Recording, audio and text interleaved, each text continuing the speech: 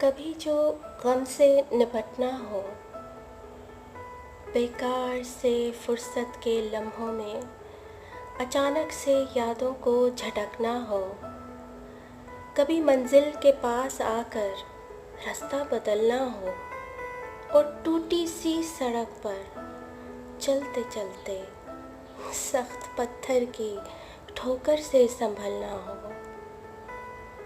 और कभी यूं भी होता है, किसी जाने बहारा की जफा का सामना करना हो। मैं हंस पड़ती हूँ कि मेरे पास हंसने के सिवा कुछ चारा नहीं है। वो मेरे कह कहे अक्सर कभी जब हद से बढ़ जाएं, तो मेरी आँख में पानियों की सूरत उभरते हैं।